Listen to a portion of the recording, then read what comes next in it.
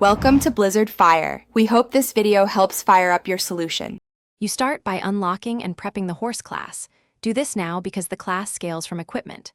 First, confirm you reached level 10 and finish the unlock quest, then spend the required 3,000 coins and 1 mount token. Once done, install the base saddle, attach a single weapon and reserve 1 consumable slot so you can test performance. This matters because early gear determines speed and handling, and testing immediately prevents wasting upgrades on the wrong build.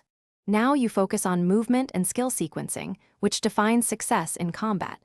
You should time the charge skill for bursts of speed, ideally just before open track segments, because it increases damage and evasion. Make sure to maintain a flank position rather than head-on, and use terrain to shield the horse from focused fire.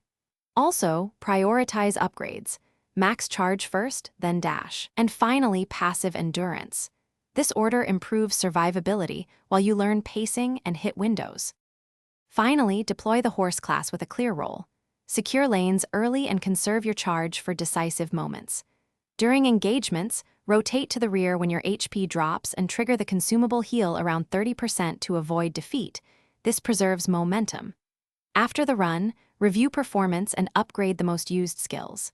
If the horse stutters or abilities misfire, clear the game cache, lower graphical settings, and restart the app. This resolves most timing and input problems. Thanks for watching. If you found this helpful, don't forget to like and subscribe.